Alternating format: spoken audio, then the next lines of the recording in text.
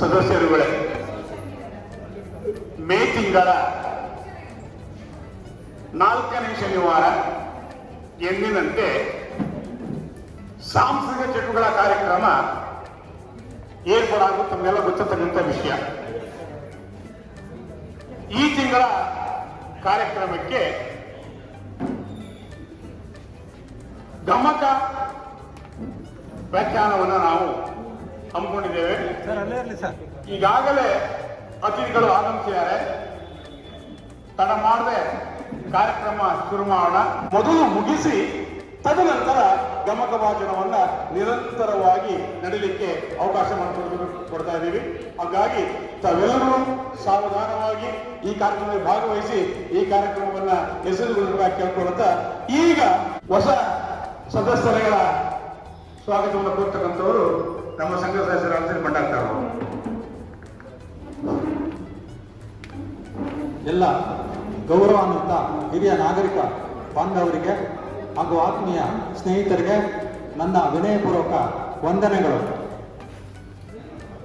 ನಮ್ಮೆಲ್ಲರಿಗೂ ಒಂದು ವಿಷಯ ಚೆನ್ನಾಗಿ ತಿಳ್ಕೊಂಡಿದೆ.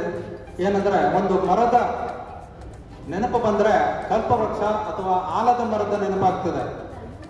ಅದರ ಅರ್ಥ ಏನಂದ್ರೆ, ಒಂದು ಆಲದ ಮರ ಅಥವಾ ಯಾವುದೊಂದು ಮರ ದೊಡ್ಡದಾಗಿ ಬೆಳೆಯಬೇಕಾದ್ರೆ ಅದಕ್ಕೆ ಹೊಸ ಹೊಸ ಚಿಗುರುಗಳು ಬರ್ತಾ ಇರಬೇಕಾಗುತ್ತೆ. ಅದೇ ರೀತಿ ಯಾವುದೇ ಒಂದು ಸಂಸ್ಥೆ ಅಥವಾ ಸಂಘವನ್ನು ಬೆಳೆಸ್ಕೊಂಡು ಹೋಗಬೇಕಾದ್ರೆ ಅದರ ಸದಸ್ಯರ ಬಲವು ಹೆಚ್ಚಿನದಾಗಿ ಬೆಳೆಯುತ್ತಾ ಹೋಗಬೇಕಾಗುತ್ತದೆ. ಆ ನಿಟ್ಟಿನಲ್ಲಿ ನಮ್ಮ ಹಿರಿಯ ನಾಗರಿಕ ಸಂಘಕ್ಕೆ ಈ ತಿಂಗಳಲ್ಲಿ, ಅಂದರೆ ಮೇ ತಿಂಗಳಲ್ಲಿ ಹೊಸದಾಗಿ ಸೇರ್ಪಡೆಯಾದ ಸದಸ್ಯರುಗಳ ಹೆಸರುಗಳನ್ನು ಹೇಳುತ್ತೇನೆ. ಹಾಗೂ ಅವರಿಗೆ ನಾನು ಸಂಘದ ವತಿಯಿಂದ ಹೃತ್ಪೂರ್ವಕವಾಗಿ ಸ್ವಾಗತವನ್ನು ಬಯಸ್ತೇನೆ. ಪಾಂಡುರಂಗ ಗುರ್ಜಾರ್ ತಾವು ಸ್ಥಳದಲ್ಲಿದ್ದರೆ ದಯವಿಟ್ಟು ಎದ್ದು ನಿಂತು ತಮ್ಮ ಪರಿಚಯವನ್ನು ಮಾಡಿಕೊಡ್ಬೇಕಂತ ನಾನು ವಿನಂತಿಸುತ್ತೇನೆ. ಪಾಂಡುರಂಗ ಗುರ್ಜಾರ್. ಇಂದ್ರಾಣಿ ಸಿ, VR ನಂದಕುಮಾರ್, ಇವರು ಸಹ ನಮ್ಮ ಸಂಘಕ್ಕೆ ಹೊಸದಾಗಿ ಸೇರ್ಪಡೆಯಾಗಿದ್ದಾರೆ. ಜೋರಾದ ತಪ್ಪಳೆಯೊಂದಿಗೆ ಅವರನ್ನು ಸ್ವಾಗತಿಸೋಣ. Next Ramanjaneyulu D, ಸುಗುಣಕುಮಾರಿ D V, SP ಪುರುಷೋತ್ತಮ,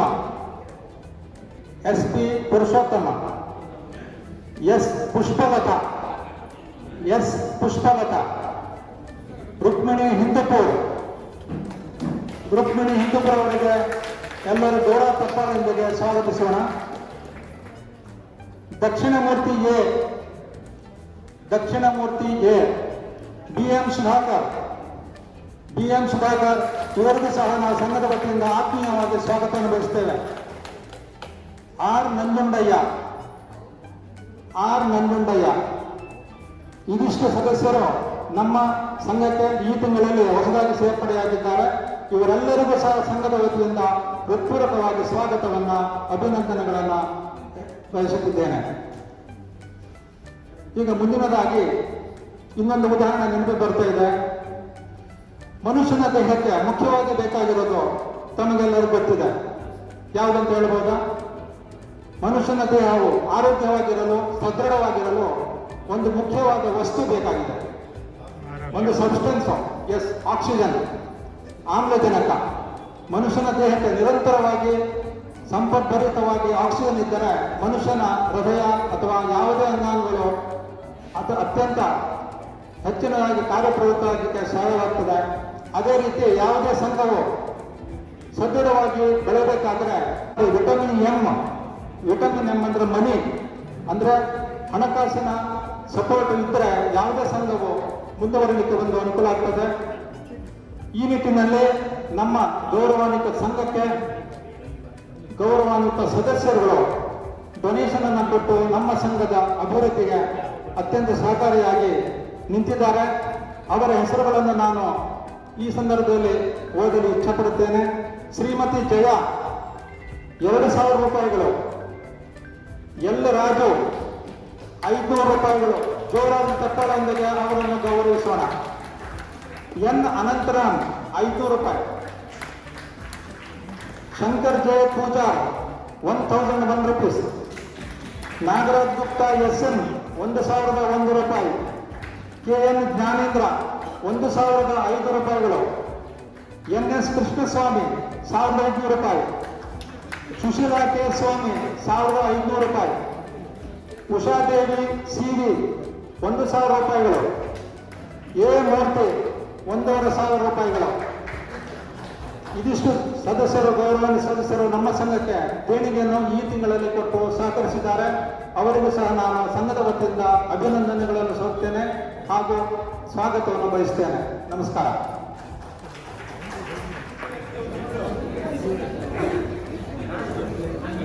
ಇಲ್ಲಿ ಹೆಣ್ಣುಮಕ್ಕಳು ಕರೆದಿಲ್ವಾ ಯಾರು? ಬನ್ನಿ, ದಯವಿಟ್ಟು ಬನ್ನಿ, ದಯವಿಟ್ಟು ಬನ್ನಿ. ಕೊಟ್ರಾ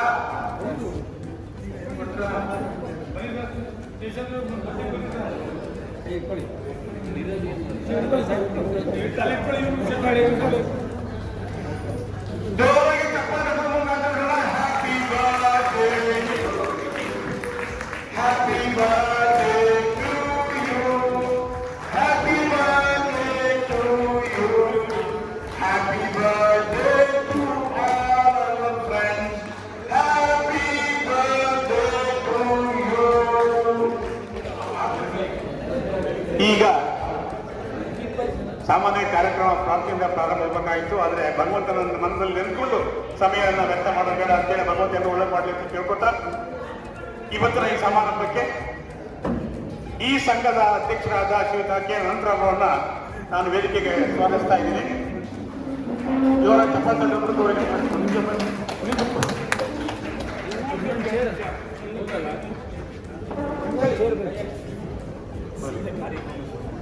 ಬನ್ನಿ ಮೇಡಮ್, ದಯವಿಟ್ಟು ಇಬ್ಬರು ಬನ್ನಿ ಪ್ಲೀಸ್. ಮೇಡಮ್ ಅಂತ ಚೆನ್ನಾಗಿ ಕೇಳಿಸ್ತೀವಿ.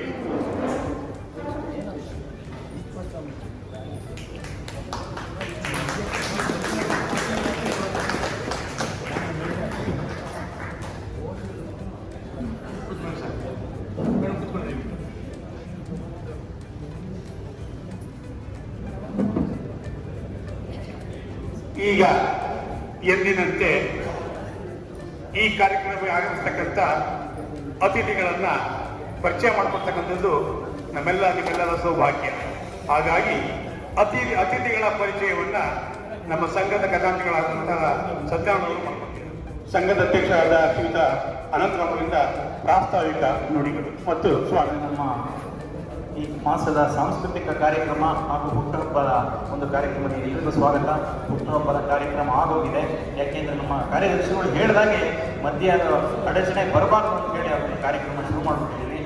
ಹಾಗಾಗಿ ಈ ಒಂದು ಕಾರ್ಯಕ್ರಮಕ್ಕೆ ಯಾರ್ಯಾರು ಹುಟ್ಟುಹಬ್ಬ ಆಚರಿಸ್ಕೊತಾ ಇದ್ದಾರೆ ನಮ್ಮ ಸಂಘದ ಎಲ್ಲ ಅಣ್ಣಂದಿರು ಅಕ್ಕಂದಿರು ಅವರಿಗೆ ಶುಭಾಶಯ ಕೋರ್ತಾ ಈ ಒಂದು ಕಾರ್ಯಕ್ರಮಕ್ಕೆ ನಾನು ಸ್ವಾಗತ ಕೊಡ್ತಾ ಇದ್ದೀನಿ. ಹಾಗೂ ಅವರಿಗೆ ಹುಟ್ಟುಹಬ್ಬದ ಶುಭಾಶಯ ಕೂಡ ಕೇಳ್ತಾ ಇದ್ದೀನಿ. ಯಾಕೆಂದರೆ ಇದು ಅಧಿಕ ಮಾಸದಲ್ಲಿ ಹುಟ್ಟಿರೋದು. ಅಧಿಕ ಮಾಸದಲ್ಲಿ ಹುಟ್ಟಿರೋರಿಗೆ ಶ್ರೀಮನ್ನಾರಾಯಣನ ಅಭಯ ಆ ಒಂದು ಯಾವಾಗಲೂ ಇರುತ್ತಂತೆ. ಯಾಕೆಂದರೆ ಎಲ್ಲ ಮಾಸಗಳಿಗೂ ಒಂದೊಂದು ವಿಶೇಷವಾದ ದೇವರದ್ದು ಅಧಿಪತಿ ಇರ್ತಾನೆ. ಆದರೆ ಆ ಅಧಿಕ ಮಾಸ ಅಂತ ಹೇಳ್ತೀವಿ, ಅದಕ್ಕೆ ಅಧಿಪತಿ ಇರೋದಿಲ್ವಂತೆ. ಅವಾಗ ಅಧಿಕ ಮಾಸ ವಿಷ್ಣು ಹತ್ರ ನಾರಾಯಣನ ಹತ್ರ ಹೋಗಿ ಕೇಳಿದಾಗ ನನಗೆ ಯಾರೂ ಇಲ್ವಲ್ಲಪ್ಪ, ನನಗೆ ಆ ಒಂದು ತಿಂಗಳಿನಲ್ಲಿ ಪೂಜೆ ಮಾಡೋದಿಲ್ಲ, ಪುನಸ್ಕಾರ ಮಾಡೋದಿಲ್ಲ ಅಂತ ಕೇಳಿದಾಗ ನನ್ನ ಹೆಸರಿನಲ್ಲೇ ಆ ಒಂದು ಮಾಸ ಇರಲಿ. ಹಾಗಾಗಿ ಮಾಸಕ್ಕೆ ಅಧಿಕ ಮಾಸಕ್ಕೆ ಶ್ರೀಮನ್ನಾರಾಯಣ ಪುರುಷೋತ್ತಮ ಮಾಸ ಅಂತ ಹೇಳ್ತಾರೆ. ಈ ತಿಂಗಳಲ್ಲಿ ಯಾರು ದೇವರಿಗೆ ಪೂಜೆ ಮಾಡಿಕೊಂಡು ಅನುಗ್ರಹ ಪೂಜೆ ಪುನಸ್ಕಾರ ದೇವರ ಧ್ಯಾನ ಎಲ್ಲ ಮಾಡಿಕೊಂಡು ಹೋಮ ಹವನ ಮಾಡ್ತಾರೋ ಅವರಿಗೆ ಆ ಭಗವಂತನ ಒಂದು ಅನುಗ್ರಹ ಆಶೀರ್ವಾದ ನಿರಂತರವಾಗಿರುತ್ತೆ ಅಂತ ಹೇಳ್ತಾರೆ. ಹಾಗಾಗಿ ಒಂದು ಮಾಸದಲ್ಲಿ ಅಧಿಕ ಮಾಸದಲ್ಲಿ ಹುಟ್ಟದಂಥ ಈ ತಿಂಗಳಲ್ಲಿ ಹುಟ್ಟದಂಥ ನಮ್ಮ ಎಲ್ಲ ಸದಸ್ಯರಿಗೂ ಅನುಗ್ರಹ ಸಿಗಲಿ. ನಮ್ಮ ಹಿರಿಯ ನಾಗರಿಕ ಎಲ್ಲ ಸದಸ್ಯರಿಗೂ ಆ ಭಗವಂತನ ಅನುಗ್ರಹ ಇರಲಿ ಅಂತ ಹೇಳಿ ಈ ಕಾರ್ಯಕ್ರಮಕ್ಕೆ ಬಂದಿರತಕ್ಕಂಥ ಅವರಿಗೆ, ಅವರ ಬಂಧು ಮಿತ್ರರಿಗೆ ಮತ್ತು ಅವರ ಸ್ನೇಹಿತರಿಗೆ ಕೂಡ ನಾನು ಸ್ವಾಗತ ಕೊಡ್ತಾ ಇದ್ದೀನಿ. ಹಾಗೂ ನಮ್ಮ ಸಂಘದ ಕಾರ್ಯಕಾರಿ ಸಮಿತಿ ಸದಸ್ಯರು, ಪದಾಧಿಕಾರಿಗಳು ಮತ್ತು ಸಂಘದ ಎಲ್ಲ ಸದಸ್ಯರಿಗೂ ಕೂಡ ನಾನು ಸಂಘದ ಪರವಾಗಿ ಸ್ವಾಗತ ಕೊಡ್ತಾ ಇದ್ದೀನಿ. ಮತ್ತು ಇವತ್ತಿನ ಈ ಒಂದು ಸಾಂಸ್ಕೃತಿಕ ಕಾರ್ಯಕ್ರಮದ ಕೇಂದ್ರ ಬಿಂದುಗಳಾದ ಸೋದರಿ ಶ್ರೀಮತಿ ಜಲಜಾ ಅವರು ಹಾಗೂ ನಮ್ಮವರೇ ಆದ ಶ್ರೀಮತಿ ನಾಗಲಕ್ಷ್ಮಿ ಅವರಿಗೆ ನಾನು ಸಂಘದ ಪರವಾಗಿ ನಿಮ್ಮೆಲ್ಲರ ಪರವಾಗಿ ನಾನು ಹೃತ್ಪೂರ್ವಕವಾದ ಸ್ವಾಗತ ಕೊಡ್ತೇನೆ. ಇವತ್ತಿನ ಕಾರ್ಯಕ್ರಮ ಗಮಕ ವಾಚನ ಮತ್ತು ವ್ಯಾಖ್ಯಾನ ನಾಗಲಕ್ಷ್ಮಿ ಮೇಡಮ್ ಅವರಿಗೆ ಸಂಘದಿಂದ ಸ್ವಾಗತ. ನಮ್ಮ ಕಾರ್ಯದರ್ಶಿಗಳು ಅವರಿಗೆ ಹೂಗುಚ್ಛ ಕೊಡಬೇಕು ಅಂತ ಕೇಳ್ಕೊತಾ ಇದ್ದೀನಿ. ಹಾಗೂ ಶ್ರೀಮತಿ ಜಲಜಾ ಅವರಿಗೆ ನಮ್ಮ ಖಜಾಂಚಿಗ ಶ್ರೀ ಸತ್ಯನಾರಾಯಣ ಅವರ ಹೂಗುಚ್ಛ ಕೊಡಬೇಕು ಅಂತ ಕೇಳ್ಕೊತಾ ಇದ್ದೀನಿ. ಇಬ್ಬರಿಗೂ ಸ್ವಾಗತ ಮೇಡಮ್. ಈ ಗಮಕನ ಪ್ರಾಯಶಃ ಇಲ್ಲಿರೋರು ಸಾಕಷ್ಟು ಜನ ಕೇಳಿರ್ಬೋದು, ಕೇಳ್ತಾ ಇರ್ಬೋದು. ಯಾಕೆಂದ್ರೆ ಗಮಕ ಹೇಳೋದು ತುಂಬಾನೇ ಕಷ್ಟ. ಎಂತೆಂಥ ವಿದುಷಗಳಿಗೆ, ಒಳ್ಳೊಳ್ಳೆ ಸಂಗೀತಗಾರರಿಗೆ ಕೂಡ ಅದನ್ನು ಹೇಳೋದು ಕಷ್ಟ ಆಗುತ್ತೆ. ಹಾಗಾಗಿ ಅದನ್ನ ಹೇಳಿದ್ರು ಕೂಡ, ಅದನ್ನು ಕೇಳಿದ್ರು ಕೂಡ ಅದು ಅರ್ಥ ಆಗೋದು ಕಷ್ಟ. ಹಳೆಗನ್ನಡದಲ್ಲಿರುತ್ತೆ. ಅದನ್ನ ಪೂರ್ತಿ ಮನಸ್ಸಿಟ್ಟು ಕೇಳಿದರೆ ಅದರ ಅರ್ಥ ಆಗುತ್ತೆ. ಅದು ಹೇಳೋದು ಎಷ್ಟು ಕಷ್ಟನೋ ಅದ್ರ ವ್ಯಾಖ್ಯಾನ ಮಾಡೋದು ಇನ್ನೂ ಕಷ್ಟ. ಯಾಕಪ್ಪ ಅಂತಂದ್ರೆ ಆ ವ್ಯಾಖ್ಯಾನ ಅದನ್ನು ಓದಿ ಹಳೆಗನ್ನಡದಲ್ಲಿ ಅದನ್ನು ಪೂರ್ತಿ ಅರ್ಥಗರ್ಭಿತವಾಗಿ ಹೇಳಬೇಕು. ಅದನ್ನು ಪೂರ್ತಿ ಅಭ್ಯಾಸ ಮಾಡಬೇಕು. ಹಾಗಾಗಿ ಈ ಒಂದು ಭಾರತ ವಾಚನದ ಗಮಕ ವಾಚನ ಮತ್ತು ವ್ಯಾಖ್ಯಾನ ಎರಡು ವಿಶೇಷವಾಗಿದ್ದು ಈ ತಿಂಗಳಲ್ಲಿ ಶ್ರೀಮನ್ ನಾರಾಯಣ ನಮಗೆಲ್ಲ ಹತ್ತಿರದಲ್ಲಿರೋದ್ರಿಂದ ಆ ಕಾರ್ಯಕ್ರಮನ ಅಧಿಕ ಮಾಸದಲ್ಲಿ ನಡೆಸಬೇಕು ಅಂತ ಒಂದು ಆಸೆ ಇತ್ತು. ಜೊತೆಗೆ ಈ ಒಂದು ಗಮಕ ವ್ಯಾಖ್ಯಾನ ಮತ್ತು ವಾಚನ ಕಾರ್ಯಕ್ರಮನ ನಾವು ಮಾಡಬೇಕು ಅಂತ ಇವತ್ತು ನಿಮ್ಮಿಂದ ಹೇಗೆ ಸ್ಪಂದನೆ ಸಿಗುತ್ತೆ ಅಂತ ತಿಳ್ಕೊಂಡು ಮುಂದಿನ ದಿನಗಳಲ್ಲಿ ನಿರಂತರವಾಗಿ ಇದನ್ನ ಒಂದೊಂದು ಎಪಿಸೋಡ್ ತರ, ಉದಾಹರಣೆಗೆ ಮಹಾಭಾರತದಲ್ಲಿ ಆದಿ ಪರ್ವ ಇದೆ, ಕರ್ಣ ಪರ್ವ ಇದೆ, ದ್ರೋಣ ಪರ್ವ ಇದೆ, ಭೀಷ್ಮ ಪರ್ವ ಇದೆ, ಉದ್ಯೋಗ ಪರ್ವ ಇದೆ, ಅನುಶಾಸನ ಪರ್ವ, ಸಾಕಷ್ಟು ಪರ್ವಗಳಿದೆ. ಒಂದೊಂದು ಪರ್ವಕ್ಕೂ ನಿಮಗೆ ಕನಿಷ್ಠ ಅಂದ್ರೆ ಒಂದು 4-5 ದಿವಸ ಬೇಕು. ಅದು ನಿಮಗೆ ಇಷ್ಟ ಆಗಿ ಒಳ್ಳೆ ಸ್ಪಂದನೆ ಸಿಕ್ತು ಅಂದ್ರೆ ನಿರಂತರವಾಗಿ ಒಂದೊಂದು ಪರ್ವ ಮುಗಿಸೋಣ ಅಂತೇಳಿ ನನಗೆ ಆಸೆ ಇತ್ತು. ಅದನ್ನ ಇವತ್ತು ಒಂದು ಕಾರ್ಯಕ್ರಮದಲ್ಲಿ ಇವತ್ತು ಕೇವಲ ಅದೇ ಒಂದು ಸಣ್ಣ ಪ್ರಸಂಗ, ಶಲ್ಯ ಪರ್ವದಲ್ಲಿ ಶಲ್ಯ ಸಾರಥ್ಯ ಅದನ್ನ ಹೇಳ್ತಾರೆ.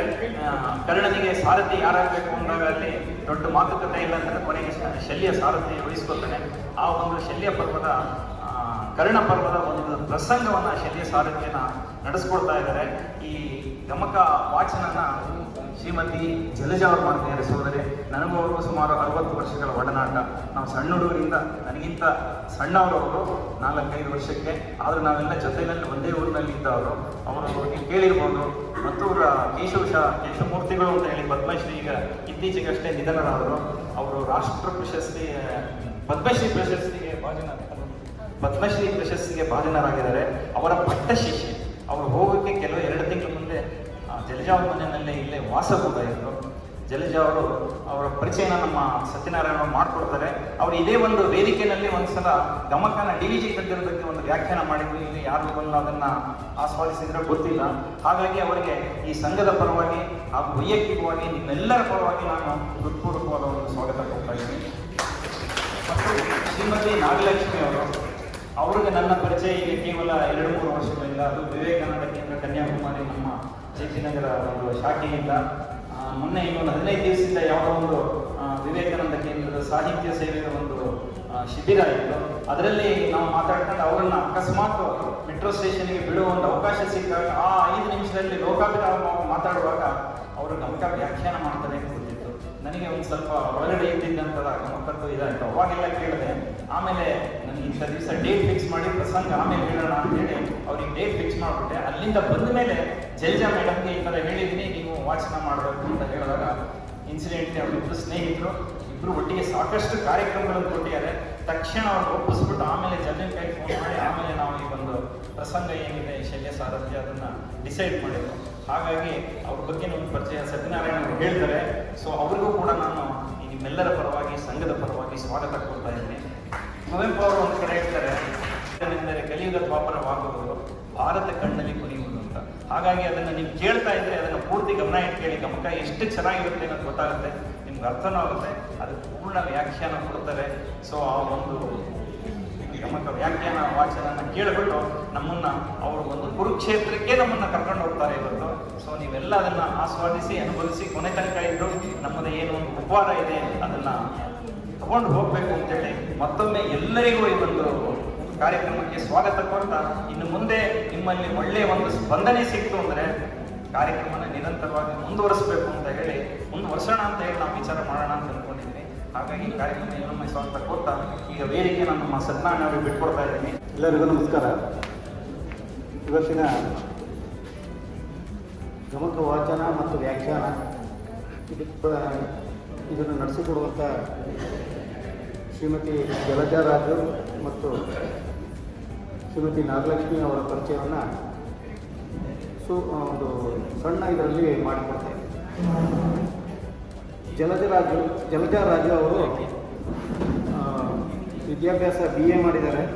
ಸಂಗೀತ ಶಿರೋಮಣಿ, ಡೆಲ್ಲಿ ಯೂನಿವರ್ಸಿಟಿಯಿಂದ ಸಂಗೀತ ಶಿರೋಮಣಿ ಅವರದೊಂದು ಅದು ಸಂಗೀತದಲ್ಲಿ ಒಂದು ಡಿಗ್ರಿ ಅದು ಮಾಡಿದ್ದಾರೆ. ಆಮೇಲೆ ಸಂಗೀತ ವಿಶಾರದ ಗಂಧರ್ವ ಮಹಾವಿದ್ಯಾಲಯ ಕರ್ನಾಟಕ ಬೋರ್ಡ್ ಗಮಕದಲ್ಲಿ ಪ್ರವೇಶ ಮತ್ತು ಪ್ರೌಢ ಅಂತ 2 ಎಕ್ಸಾಮನ್ನು ಮಾಡಿದ್ದಾರೆ ಅವರು. ಇವರ ಗಮಕ ಗಂಧರ್ವ ಪದ್ಮಶ್ರೀ HR ಕೇಶವಮೂರ್ತಿ ಅಂತ ನಮ್ಮ ಅನಂತರಾಮ್ ಅವರು ಹೇಳ್ತಾ ಇದ್ರು. ಅವರ ಪಟ್ಟ ಶಿಷ್ಯ ಇವರು. ಆಮೇಲೆ ಇವರು ಆಲ್ಮೋಸ್ಟ್ ಡೆಲ್ಲಿನಲ್ಲಿ ಒಂದು 32 ವರ್ಷ ವಾಸವಾಗಿದ್ದರು. ಅಲ್ಲಿ ಗಮಕದ ಬಗ್ಗೆ ಸಾಕಷ್ಟು ಪ್ರಚಾರ ಕೊಟ್ಟರು, ಅಲ್ಲಿ ಕಾರ್ಯಕ್ರಮಗಳನ್ನು ಕೊಟ್ಟಿದ್ದಾರೆ. ಬೆಂಗಳೂರಿನಲ್ಲೂ ಪ್ರತಿಷ್ಠಿತ ಸಭೆಗಳಲ್ಲೆಲ್ಲ ಕೊಟ್ಟಿದ್ದಾರೆ. ಮತ್ತು TV ಮತ್ತು ರೇಡಿಯೋ ಕಲಾವಿದೆ ಇವರು. ಮತ್ತು ನೀವು ಯೂಟ್ಯೂಬಲ್ಲೂ ಹುಡುಕಿದ್ರೆ ಇವ್ರದ್ದು ಕಾರ್ಯಕ್ರಮಗಳೆಲ್ಲ ಸಿಗುತ್ತೆ. ಆಮೇಲೆ ಇವರು ಅವರದ್ದೇ ಸ್ವಂತ ಸರಸ್ವತಿ ಸಂಗೀತ ವಿದ್ಯಾಲಯ ಅಂತ ಒಂದು ನಡೆಸ್ತಾ ಇದ್ದಾರೆ. ಸಾಕಷ್ಟು ಮಕ್ಕಳಿಗೆ ಸಂಗೀತ ಹಾಗೂ ಗಮಕನ ಹೇಳ್ಕೊಡ್ತಾ ಇದ್ದಾರೆ. ಇವರ ಸೇವೆಯನ್ನು ಗುರುತಿಸಿ ಕಲಾ ವಿಕಾಸ ಪರಿಷತ್ತು ಗದಗ ಅವರು ಮತ್ತು ಶ್ರೀ ಶ್ರೀ ಶ್ರೀ ಶಿವರಾತ್ರೀಶ್ವರ ಅವರ ಸಂಯುಕ್ತ ಆಶ್ರಯದಲ್ಲಿ ಶ್ಯಾಮಲಭಾವೆ ಇದ್ದು ಅವರ ಸಮ್ಮುಖದಲ್ಲಿ ಇವರಿಗೆ ಸಂಗೀತ ಕಲಾಗುರು ಎಂಬ ಬಿರುದನ್ನು ಕೂಡ ನೀಡಿ ಗೌರವಿಸಿದ್ದಾರೆ. ಇಷ್ಟು ಇವರ ಪರಿಚಯ. ಮತ್ತು ಶ್ರೀಮತಿ ನಾಗಲಕ್ಷ್ಮಿ ಇವರು ಪದವಿ ಪೂರ್ವ ಕಾಲೇಜಲ್ಲಿ ಕನ್ನಡ ಉಪನ್ಯಾಸಕರಾಗಿದ್ದು ನಿವೃತ್ತಿ ಹೊಂದಿರ್ತಾರೆ. ಒಬ್ಬರು ಸಾಹಿತಿ ಕೂಡ. ಒಂದು 30ಕ್ಕಿಂತ ಹೆಚ್ಚು ಪುಸ್ತಕಗಳನ್ನು ಬರೆದಿರ್ತಾರೆ. ಜೀವನ ಚರಿತ್ರೆ, ಇವತ್ತು ವ್ಯಕ್ತಿ ಚಿತ್ರ ಮತ್ತು ಅಭಿನಂದನಾ ಗ್ರಂಥ, ಪ್ರವಾಸ ಸಾಹಿತ್ಯ ಇಂಥ ಸಾಕಷ್ಟು ಪುಸ್ತಕಗಳು ಪ್ರಕಟವಾಗಿದೆ. ಇವರು ಮತ್ತು ಅಂಕಣ ಬರಹಗಾರರು. ಈ ಪೇಪರ್ನಲ್ಲಿ ಕೆಲವು ಕನ್ನಡ ಮತ್ತು ಆಂಗ್ಲ ಪತ್ರಿಕೆಗಳು ಸೇರಿದಂತೆ ಅಂಕಣ ಬರೀತಾರೆ. ಮತ್ತು 100ಕ್ಕೂ ಹೆಚ್ಚು ಲೇಖನಗಳು ಪ್ರಕಟವಾಗಿದೆ. ಈಗ ಪ್ರಸ್ತುತ ವಿವೇಕಾನಂದ ಕೇಂದ್ರ ಕನ್ಯಾಕುಮಾರಿ ಕರ್ನಾಟಕ ವಿಭಾಗದ ಕನ್ನಡ ಸಂಚಿಕೆಯ ಮತ್ತು ಕರ್ನಾಟಕ ಮಾಧ್ಯಮಿಕ ಸಂಘದ ಸಾಹಿತ್ಯ ಸಂಚಿಕೆಯ ಸಂಪಾದಕೀಯದಲ್ಲಿ ಕಾರ್ಯನಿರ್ವಹಣೆ ಮಾಡ್ತಾ ಇದ್ದಾರೆ. ಇವರ ಹವ್ಯಾಸಗಳು ಅಂದರೆ ಸುತ್ತಾಟ ಮತ್ತು ಕಾವ್ಯ ವಾಚನಕ್ಕೆ ವ್ಯಾಖ್ಯಾನ ಮಾಡುವುದು ಇವರ ಹವ್ಯಾಸ. ಇದರೊಂದಿಗೆ ಕಾರ್ಯಕ್ರಮವನ್ನು ಪ್ರಾರಂಭ ಮಾಡಬೇಕು ಅಂತ ನಾವು ಕೇಳ್ಕೊಳ್ತೇವೆ.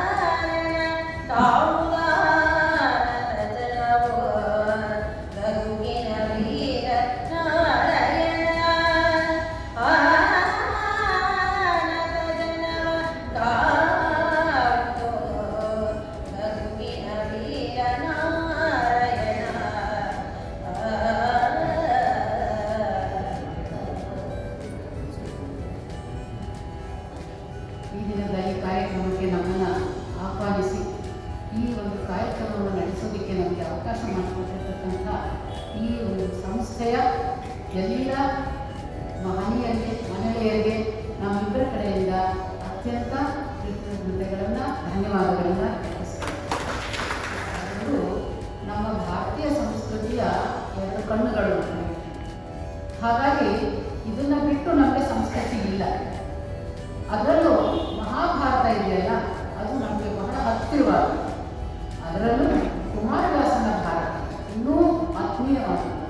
ಯಾಕೆ ಅಂತ ಹೇಳಿದ್ರೆ, ಕುಮಾರವ್ಯಾಸನ ಒಂದು ಆ ಶೈಲಿ ಇರಬಹುದು, ಆ ಭಾಷೆಯಲ್ಲಿರ್ತಕ್ಕಂಥ ಸರಳತೆ ಇರಬಹುದು, ಅವನು ಅದರಲ್ಲಿ ಬಳಸಿರ್ತಕ್ಕಂಥ ನುಡಿಗಟ್ಟುಗಳು, ಗಾದೆಗಳು, ಲೋಕಾರೂಢಿಯ ಮಾತುಗಳು, ಇವೆಲ್ಲ ನಮ್ಮನ್ನ ಸುಮಾರು 14-15ನೇ ಶತಮಾನದಲ್ಲಿ ಕುಮಾರವ್ಯಾಸ ರಚನೆ ಮಾಡಿದ್ರು ಕೂಡ ಇವತ್ತಿಗೂ ನಮಗೆ ಬಹಳ ಆತ್ಮೀಯ ಅಂತ ಅನಿಸುತ್ತೆ. ಅದರಿಂದಲೇ ಈಗ ಮಾನ್ಯ ಈ ಅನಂತರಾಮರು ಹೇಳಿದ ಹಾಗೆ ಕುಮಾರವ್ಯಾಸನ ಹಾಡಿದನೆಂದರೆ ಕಲಿಯುಗ ದ್ವಾಪರವಾಗುವುದು, ಭಾರತ ಕಣ್ಣಯ ಕುಣಿಯುವುದು, ತೆಕ್ಕನೆ ಮೈಮನ ನಿಮಿರುವುದು, ಮೈಯಲ್ಲಿ ಮಿಂಚಿನ ಮಳೆ ಹರಿದಾಡುವುದು ಅಂತ ಕಣ್ಣೆದುರುಗಡೆ ನಮಗೆ ಆ ದ್ವಾಪರದ ಮಹಾಭಾರತ ಪೂರ್ತಿ ನಡೀತಾ ಇದೆಯೋ ಅನ್ನೋ ಹಾಗೆ ಚಿತ್ರವತ್ತಾಗಿ ನಮ್ಮ ಕಣ್ಮುಂದೆ ಬರುತ್ತೆ. ಹಾಗಾಗಿ ಕುಮಾರವ್ಯಾಸ ಭಾರತವನ್ನು ಎಷ್ಟು ಸಲ ಕೇಳಿದ್ರು ನಮಗೆ ಕೇಳಬೇಕು ಅನಿಸುತ್ತೆ. ಮತ್ತು ಇನ್ನೊಂದು, ಕುಮಾರವ್ಯಾಸ ಭಾರತವನ್ನು ರಚನೆ ಮಾಡಿರ್ತಕ್ಕಂಥ ನಮ್ಮ ನಾರಾಯಣಪ್ಪ, ಗದಗಿನ ನಾರಾಯಣಪ್ಪ ಮಹಾ ಹರಿಭಕ್ತ ಅವನು, ಕೃಷ್ಣ ಭಕ್ತ ಅವನು. ಹಾಗಾಗಿ ಅವನು ಪ್ರಾರಂಭದಲ್ಲೇ ಹೇಳ್ತಾನೆ, ತಿಳಿಯ ಹೇಳುವ ಕೃಷ್ಣ ಕಥೆಯನ್ನು ಇಳೆಯ ಜಾಣರು ಮೆಚ್ಚುವಂತಿದೆ, ನೆಲೆಗೆ ಪಂಚಮ ಶ್ರುತಿಯ ನೊರವೇನೋ ಕೃಷ್ಣ ಮೆಚ್ಚರಿಕೆ, ಹಲವು ಜನ್ಮದ ಪಾಪರಾಶಿಯ ತೊಳೆವ ಜಲವಿದು ಶ್ರೀಮದ್ ಆಗಮ ಕುಲಕ್ಕೆ ನಾಯಕ ಭಾರತಾಕೃತಿ ಪಂಚಮಶ್ರುತಿ ಅಂತ 2 ಸಲ ಹೇಳ್ತಾನೆ. ಅಂದ್ರೆ ಇದನ್ನ ಸಾಕ್ಷಾತ್ 5ನೇ ವೇದ ಅಂತಾನೆ ಹೇಳ್ತಾರೆ. ಹಾಗಾಗಿ ಇದು ಬಹಳ ಭಕ್ತಿಯಿಂದ, ಒಂದು ಧಾರ್ಮಿಕವಾದಂಥ ಒಂದು ನಂಬಿಕೆಯಿಂದ, ಶ್ರದ್ಧೆಯಿಂದ ರಚನೆ ಮಾಡಿರ್ತಕ್ಕಂಥ ಒಂದು ಕೃತಿ. ತಿಳಿಯ ಹೇಳುವೆ ಅವನು ಉಪಯೋಗಿಸುವಂಥ ಪದಗಳಲ್ಲೇ ನಮಗೆ ಬಹಳ ಅವನ ಒಂದು ಎಷ್ಟು ಹಿಡಿತಾ ಇದೆ ಅವನಿಗೆ ಗೊತ್ತಾಗುತ್ತೆ. ತಿಳಿ ಅನ್ನೋದು ನಿರ್ಮಲ ಅನ್ನೋ ಒಂದು ಸರಳ ಅನ್ನುವಂಥ ಅರ್ಥವನ್ನು ಕೊಡುತ್ತೆ. ತಿಳಿಯ ಹೇಳುವೆ ಅಂದರೆ ತಿಳಿಯುವ ತರದಲ್ಲಿ ನಾನು ಹೇಳ್ತಾ ಇದ್ದೀನಿ, ನಿಮಗೆ ತಿಳಿದು ಮೂಡಿಸೋದಕ್ಕೆ ಹೇಳ್ತಾ ಇದ್ದೀನಿ ಅನ್ನುವಂಥ ಅರ್ಥನೂ ಬರುತ್ತೆ. ಯಾವುದನ್ನ ಅಷ್ಟು ಸರಳವಾಗಿ ಹೇಳಬೇಕು ಅಂತ ಹೇಳಿದ್ರೆ, ಕೃಷ್ಣನ ಕಥೆಯನ್ನ ಕೃಷ್ಣ ಮೆಚ್ಚರಿಕೆ, ಆ ಕೃಷ್ಣನೇ ಮೆಚ್ಚುವಂಥ ರೀತಿಯಲ್ಲಿ ನಾನು ಹೇಳೋದು ಕೊಟ್ಟಿದ್ದೀನಿ. ಮತ್ತೆ ಈ ಮಹಾಭಾರತದ ಈ ಒಂದು ಕಥೆಯನ್ನ ಕೇಳಿದ್ರೆ ಏನಾಗುತ್ತೆ ಅಂತ ಹೇಳಿದ್ರೆ, ಹಲವು ಜನ್ಮದ ಪಾಪರಾಶಿಯ, ಎಷ್ಟೋ ಜನ್ಮಗಳ ಪಾಪರಾಶಿಯನ್ನ ಕಳೆಯುವಂಥ ಒಂದು ಸಾರ್ಥಕತೆ ನಮಗೆ ಈ ಕಥೆಯನ್ನ ಕೇಳಿದ್ರೆ ಉಂಟಾಗುತ್ತೆ ಅಂತ ಹೇಳ್ತಾರೆ. ಕಡೆಯಲ್ಲಿ ಬರುತ್ತದೆ, ಭಾರತದಲ್ಲಿ ಒಂದು ಅಕ್ಷರವನ್ನ ಕೇಳೋದು ಕೂಡ ನಮ್ಮ ಹಲವು ಜನ್ಮಗಳ ಪಾಪ ಪರಿಹಾರವಾಗುತ್ತೆ ಎನ್ನುವಂಥ ಪದ್ಯ ಕೂಡ ಇದರಲ್ಲಿ ಬರುತ್ತೆ. ಅದಕ್ಕೆ ಇದನ್ನ ಮತ್ತೆ ಪಂಚಮ ಶ್ರುತಿ ಅಂತ ಹೇಳ್ತಾರೆ. ಹೀಗೆ ಮಹಾಭಾರತದ ಈ ಒಂದು ಮಹಾತ್ಮೆ ಇಷ್ಟಿದೆ ಅನ್ನುವಂಥ ಒಂದು ಹಿನ್ನೆಲೆ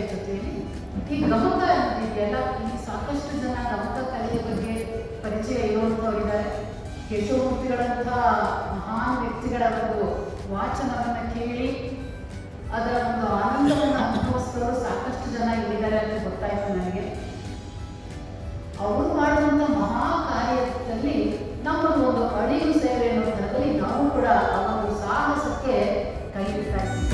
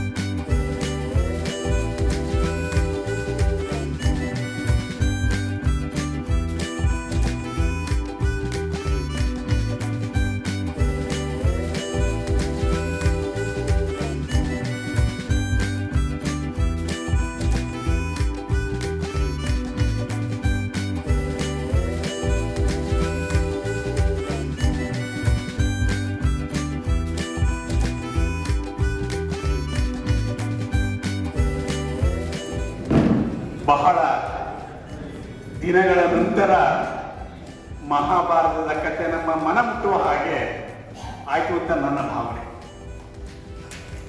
ಶಲ್ಯ ಸಾರಥ್ಯ ಅನ್ನೋ ಒಂದು ಕಥಾಭಾಗವನ್ನ ಮಹಾಭಾರತದಿಂದ ಆರಿಸಿಕೊಂಡು ಸುಮಾರು 1.25 ಗಂಟೆಗಳ ಕಾಲ ನಮ್ಮನ್ನ ಆ ಲೋಕಕ್ಕೆ ಕರ್ಕೊಂಡಂತ ಈ 2 ಮಹನೀಯರಿಗೆ ಜೋರಾಗಿ ಕಥೆ ಬರುತ್ತದೆ.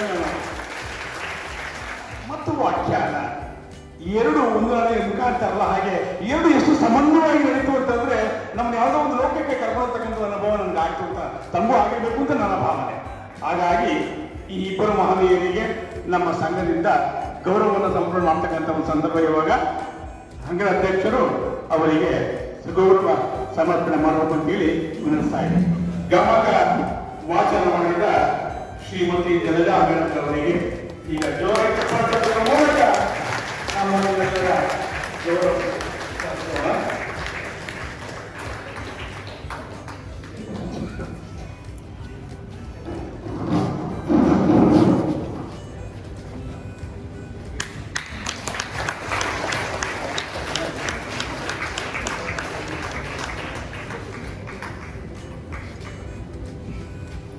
ಈಗ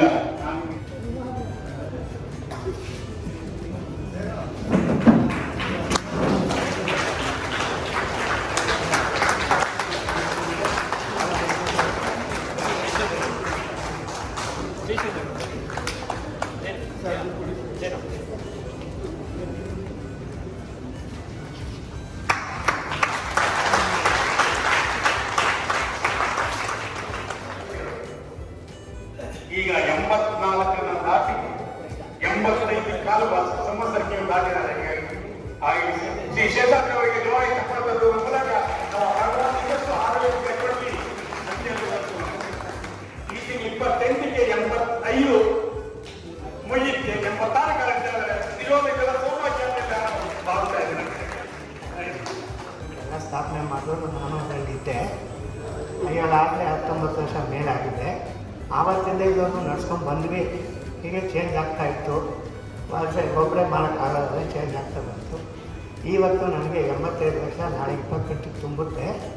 ಆ ಸಂತೋಷದಲ್ಲಿ ನನ್ನ ಇದಕ್ಕೆ ಅಂತಲ್ಲ, ನಂದು ಒಂದು ಚಿಕ್ಕ ಸೇವೆ ಈ ಸಂಘಕ್ಕೆ ಅಂತೇಳಿ ಒಂದು 5,000 ರೂಪಾಯಿ ಕೊಟ್ಟಿದ್ದೇನೆ ಅಷ್ಟೇ. ಏನಂದರೆ ಆವಾಗ ಒಂದು ಡಾಕ್ಟ್ರು ಮನೇಲಿ ಒಂದು ಶೆಡ್ಡಲ್ಲಿ ಅಂಥ ಕಡೆ ಶುರು ಮಾಡಿದ್ದು.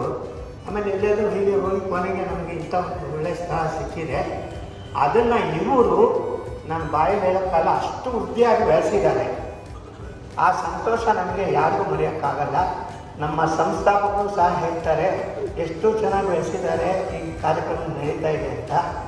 ಆ ಒಂದು ಸಂತೋಷ ನಮಗೂ ಎಲ್ಲರಿದೆ, ನಿಮಗೂ ಎಲ್ಲರಿಗೂ ಸಿಕ್ಕಿದೆ ಅಂತಂದರೆ ನೋಡಿ. ನಮ್ಮ ಇವರೇ ರಾಘವೇಂದ್ರ ಇವರೇ ಬೋರ್ಡ್ ಮೆಂಬರು. 8 ಜನದಲ್ಲಿ ಇಬ್ಬರಿಲ್ಲ 6 ಜನ ಇದ್ದಾರೆ. ಬನ್ನಿ, ನೀವು ಬನ್ನಿ. ಇವರು ನೃತ್ಯಗಾರರಲ್ಲಿ ಈಗ ನಾವೆಲ್ಲ ಒಟ್ಟಿಗೆ ಬೆಳೆಸಿದವ್ರು ಸ್ಥಾಪನೆ ಆದಾಗ. ಸೊ ಹಾಗಾಗಿ ನಮಗೆ ಇದೊಂದು ಸಂದರ್ಭ ಸಿಕ್ತು, ತುಂಬ ಸಂತೋಷ. ಇದೆಲ್ಲ ನಿಮಗೆಲ್ಲ ಆಶೀರ್ವಾದ ಇರಲಿ ಅಂತ ನಾನು ಕ್ರಿಯಾಶೀಲವಾಗಿರುವಂಥ ಸಂಸ್ಥೆ ನಿಮ್ಮ ಸಂಸ್ಥೆ ಅಂತ ಹೇಳಿದ್ರೆ ಸಂತೋಷ ಆಗುತ್ತೆ. ಪ್ರಾಯಶಃ ಹಿರಿಯ ನಾಗರಿಕರ ಸಂಘದಲ್ಲಿ ವಂದನಾರ್ಪಣೆ ಆಗೋಕ್ಕೆ ಮುಂಚೆ ಯಾರೋ ಅವರು ಸೀಟ್ ಬಿಟ್ಟು ಏಳದಲ್ಲೇ ಇರುವಂಥ ದಿವಸ ಅಂದರೆ ಇವತ್ತು ಅಂತ ಹೇಳ್ತೀನಿ. ಪ್ರತಿಯೊಂದು ನಮ್ಮ ಕಾರ್ಯಕ್ರಮದಲ್ಲಿ ಹೇಳ್ತಿದ್ದೆ, ಈ ವಂದನಾರ್ಪಣೆ ಟೈಮ್ಗೆ 2 ನಿಮಿಷ ವೆಯ್ಟ್ ಮಾಡಿ, ಇಲ್ಲಿದ್ರೆ ನಾವು ಕಲಾವಿದರಿಗೆ ಅಗೌರವ ತಗೋ ಸಂಘ ಆಗುತ್ತೆ. ಇವತ್ತು ಸಂಪೂರ್ಣ ಗೌರವ ಕೊಟ್ಟಿದ್ದೀರಾ ನೀವು. ಯಾಕೆಂದರೆ ಕುರುಕ್ಷೇತ್ರದಿಂದ ಈಗ ಹೊರಗೆ ಬಂದುಬಿಡಿ. ನಮ್ಮ ಕಾರ್ಯದರ್ಶಿಗಳು ಒಂದು ವಂದನಾರ್ಪಣೆಯೊಂದಿಗೆ ಕಾರ್ಯಕ್ರಮ ಮುಗಿಸ್ತಿದ್ದಾರೆ. ಇದೇ ಥರ ನಿಮ್ಮ ಒಂದು ಸಹಕಾರ ಇದ್ದರೆ, ನಿಮ್ಮದು ಈ ಒಂದು ಪ್ರೋತ್ಸಾಹ ಇದ್ದರೆ, ಇನ್ನು ಮುಂದಿನ ದಿನದಲ್ಲಿ ಇನ್ನು ಬೇರೆ ಬೇರೆ ಪರ್ವಗಳನ್ನ ಮೇಡಮ್ ಆಗಲೇ ಹೇಳಿದರೆ ಮುಂದಿನ ಪರ್ವ ಯಾವುದು ಅಂತ ಹೇಳಿ ನಿಮಗೆಲ್ಲ ಅದಕ್ಕೆ ಆಸೆ ಇದ್ದರೆ ಮುಂದಿನ ದಿನಗಳಲ್ಲಿ ಅದನ್ನು ನಡೆಸ್ಕೊಳ್ಳೋಣ. ಅವ್ರ ಸಹಕಾರ ಇರುತ್ತೆ, ನಿಮ್ಮೆಲ್ಲರ ಸಹಕಾರ ಇರುತ್ತೆ ಅಂತೇಳಿ ಸಂಘದ ಪರವಾಗಿ, ಕಾರ್ಯಕಾರಿ ಸಮಿತಿ ಪರವಾಗಿ, ಎಲ್ಲರ ಪರವಾಗಿ ಕಾರ್ಯಕ್ರಮದ ಮುಖ್ಯ ರೂವಾರಿಗಳು ಈ ಇಬ್ಬರು ಮಹಿಳಾ ಮಣಿಗಳು. ಹಾಗಾಗಿ ಈ ಒಂದು ಕಾರ್ಯಕ್ರಮ ಯಶಸ್ವಿ ಮಾಡಿಕೊಳ್ತಕ್ಕಂಥ ಈ ಇಬ್ಬರು ಮಹಿಳಾ ಮಣಿಗಳಿಗೆ ಸಂಘದ ಪರವಾಗಿ, ವೈಯಕ್ತಿಕವಾಗಿ, ನಿಮ್ಮೆಲ್ಲರ ಪರವಾಗಿ ತುಂಬ ಧನ್ಯವಾದಗಳನ್ನು ಅರ್ಪಿಸ್ತಾ ಇದ್ದೇವೆ. ಹಾಗೆ ಸಂಘದ ಅಧ್ಯಕ್ಷರು, ಪದಾಧಿಕಾರಿಗಳು, ಇನ್ನೆಲ್ಲ ಈ ಸದಸ್ಯರು ಈ ಒಂದು ಕಾರ್ಯಕ್ರಮ ಆಗಮಿಸಿ ಕಾರ್ಯಕ್ರಮದ ಯಶಸ್ಸಿಗೆ ಕಾರಣಕರ್ತರಾಗಿದ್ದೀರಾ. ಹಾಗೆ ತಮ್ಗೆಲ್ಲರಿಗೂ ಮತ್ತೊಮ್ಮೆ ಮಗದೊಮ್ಮೆ ಧನ್ಯವಾದಗಳು. ಶುಭರಾತ್ರಿ.